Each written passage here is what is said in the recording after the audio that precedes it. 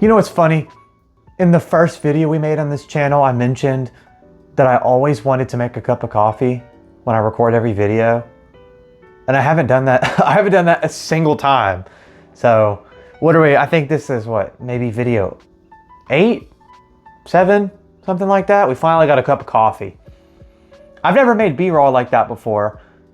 Hopefully it turned out kind of cool. I've never made B-roll before, so that'll be interesting.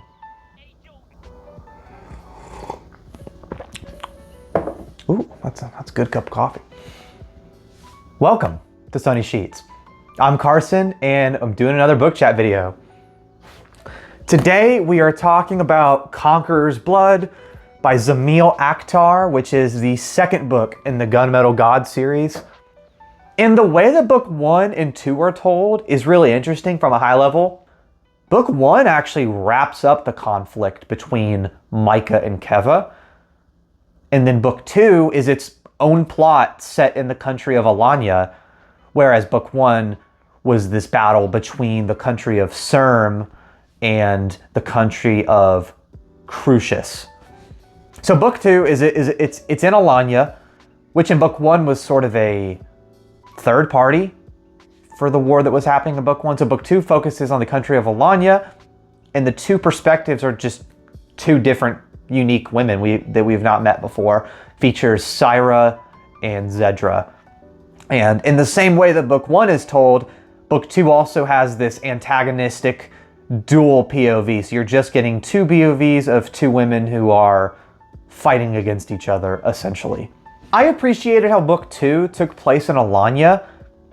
That's kind of the third main country. And in book 1, Alanya was this third party that was kind of neutral and was trying to stay out of the affairs between Serm and Crucius in book 1. But now book 2, it is the sort of central location that all of this takes place in. And you also get a bit of introduction into two different tribes of the Waste. So book 2 really adds to the world building. It gives you just more locations, more of an idea of the world and just different cultures within that world, while also bringing in characters and groups from book 1 to enrich some of that information as well. Some of that world, just to reinforce some of the world building within book 1. So I guess overall, to talk about what I liked and I didn't like about book 2, book 2 features a lot more grotesque magic, which I thought was a great touch. It features a lot of unnerving and chilling stuff that some of the characters do, and it features some blood magic and some much needed creepiness that the people are capable of doing. I mean, book 1 definitely featured a lot of grotesque imagery and a lot of these weird entities and such, but book 2 had actual people who are able to perform some creepier magic, which I thought was a great touch and added more unnervingness to this series, which is kind of was the main draw for me. I'm gonna keep making comparisons between book 1 and 2. When it comes to the dual POV, I have pros and cons for both books. With book 1, Micah and Keva were a bit more good and evil. Like, Micah was clearly a corrupt person who committed some atrocities and was very easy to say, that guy sucks. That guy is a really bad person. And with Keva, he's a bit more obviously like realistic and tries to be as morally sound as he can. So it's a bit more obvious of like good and bad. Whereas this book, it's very different. It's set up in a way where the characters kind of start like this, where you've got one of the characters who is a bit, I'd say morally neutral. They're kind of just looking out for themselves, and one who's a bit morally corrupt. And they just kind of the whole book make this slide where the person who is framed as a bit more evil sort of gains some humanity and gains empathy, and then the other one who's a bit more neutral sort of starts devolving. And it was really interesting the way that was told. Now, I think one thing that suffered a little bit from book 2 is that even though their emotions and their morals are very gray, which I always like in a book, they weren't as charming or charismatic. They were a bit harder to like than Micah and Keva.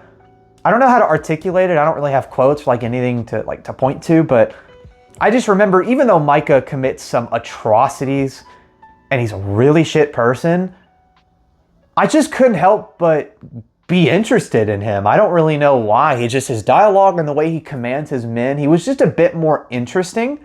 I just can't help but feel that Micah and Keva were a bit more, like, I wanted to listen to them more, whereas the main two characters in Conqueror's Blood were very morally interesting, but their dialogue and their personalities were a bit more bland, I think.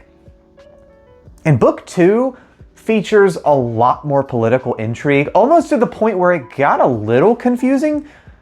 There were just tons of people within the royal court of Alanya who had all of these different secret affiliations, and, well, I'm with this person, but I secretly work for them, but like me secretly working for them is actually a lie. And it got a little confusing with some of the characters, but I didn't really find it a detriment to the story. You don't really need to have every exact political detail memorized. I guess in general, Conqueror's Blood was, overall, I would say Conqueror's Blood was slightly weaker than the first book by itself, but ultimately, I very much appreciated how it sets up the third book. If Conqueror's Blood was another self-contained story and book 3 was completely independent, that would hurt a little bit for the whole series, in my opinion, but I like the way that book 2 set up the conflict for book 3, and I'm super excited to read the third book. So ultimately, I definitely enjoyed Conqueror's Blood. I do think by itself, it was just slightly weaker than book 1, with the two main characters being not as charming, and some of the political intrigue being a little confusing. But I do enjoy that stuff, so it's not that I disliked it. It just got a little convoluted at certain points. All of those things considered, I gave this book an 8 out of 10. Solid rating, just slightly behind Conqueror's Blood, but I think this book serves to strengthen the series as a whole. I very much appreciate where this is going. So, 8 out of 10. One huge plus for me was Keva. I was very glad to have Keva back, and especially with Keva finally getting some power was nice. You know, in book 1, he becomes a magus, and the god Lat commands him to go to Zelthuria to become a strengthened mage, which was very cool, but you don't really see that fulfilled. And in book 2, to see him gain the allegiance, or like conquer the Jinn of Marada, basically giving him ice powers, was dope. I mean, ice is my favorite type of magic, so that was awesome to see. And to see him use it against Merat, one of the 12 disciples, towards the end of the book was pretty awesome. And in that same scene, Syra killing the god of Lat, something that major, I'm surprised happened this early, and I'm super intrigued to see what repercussions this has on book 3.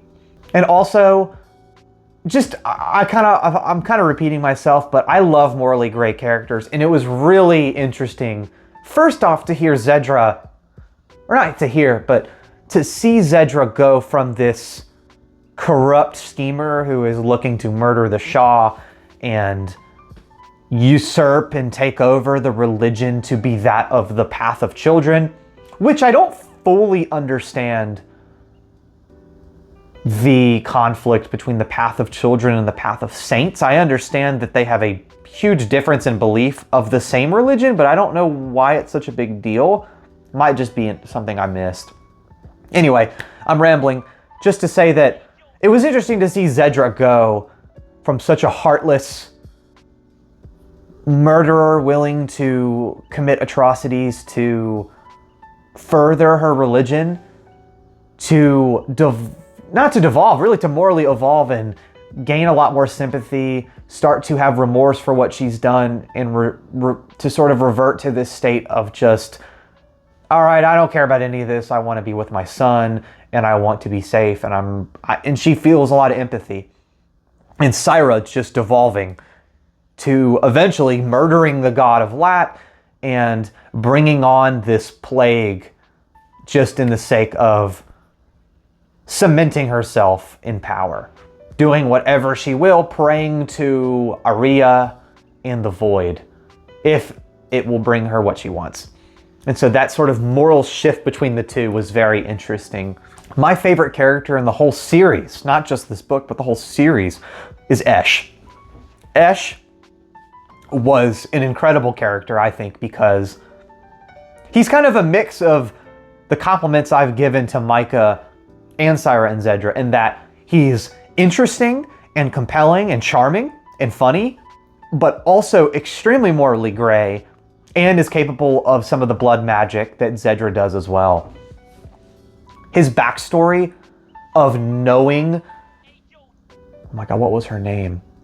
His backstory of knowing Ashir, who was Keva's previous wife, his backstory of knowing her and what she was going to become, and taking the little girl that hung out with Ashir a lot and like torturing her to try to get information to stop that, is really chilling, because you can understand why he was doing that. He really ultimately wanted to stop a tragedy from occurring, but he enacted immense mental torture on a little girl, which is sick in its own way, but he's like ultimately trying to achieve something good. It's really interesting, and he's really haunted by what he had done, at the same time being a character who's very funny, and him being the one who, his whole shtick is just issuing out insults to people in the market of the of Kanabajar. I don't know, I find him really compelling, and he is easily my favorite character in the whole series. That was a huge highlight of the book for me. Also, I really need to clarify, it was a little confusing. Like, Merat, I guess he was being this... Okay, I think one thing that confused me in the book is that for most of the book, Zedra believes that she is a servant to Father Kisti, who is presumably the father of the Path of Children religion. But then it's revealed he's actually one of the 12 disciples of the Archangel. So was he was just lying this whole time to cause chaos? And he was also the one to, I'm kind of just speaking out loud, he was the one to give magic and give these cursed abilities to people. So what was his purpose? Was his purpose just chaos? Like if he was being dishonest in portraying himself as the father of Kisti, who is the father of the Path of Children, and trying to get Zedra to push that religion onto people, wouldn't that hinder his goal of being a servant of the Archangel? That part was kind of confusing to me. That's something I need clarification on, or maybe it'll make more sense in book 3. There isn't really a point to that. I'm just kind of rambling. So for the book that I'm reading next, you know, I'm recording this after the fact, so I've actually already started it. I'm on to Between Two Fires by Christopher Buehlman. I'm going to make a video talking about my reading methodology and stuff, but essentially the way that I'm trying to read now is I either read a whole series and then a standalone, a whole series and a standalone, or I read an entry from a series, like book 1 of a series, standalone, book 2 of that series, standalone, and such. And the reason why I want to do that is because it can give you variety. Like if I'm in the middle of a whole fantasy series, I can sort of interject these thriller or sci-fi standalones and whatnot. But this one's kind of ironic because I sent my brother my whole TBR pile and I said, pick a book. And of course, while I'm in the middle of reading a grim dark fantasy series, he picks a grim dark fantasy standalone. So this is very similar vibe. But it's incredible so far. I'm actually a decent chunk through it. I'm at 154, so I'm like a third in, something like that. So yeah, I'm reading Between Two Fires by Christopher Buehlman. for my non-book media. So for video games, still going hard on Neo 2. I'm stuck at boss 2. This is future Carson. I was editing the video and I was at the part of the video where I was giving updates on non-book media. And I was talking about Neo 2, how that had been going, and how I was stuck at a boss fight. And I wanted some B-roll for that part of the video, so I went to fight him again. And I beat him first try, but I went to take a screenshot and it shut my game off and it didn't save. So I turned it back on and I fought the boss 2 more times and then I beat him again. So that was awesome. So this video encouraged me to go play it again and I ended up beating him twice. So that was pretty hype. So needless to say that Neo 2 is going really well right now. Paige and I just finished True Detective. That was incredible. That was such a good show. Woody Harrelson and Matthew McConaughey were incredible. And the actual sort of resolution and the way the show, or at least the season ends, was great. I think her and I are going to consider that, you know, one season, one and done. I'm just not super interested in watching the other seasons. I just wanted to watch that first one. Then I'm still watching Dune Prophecy.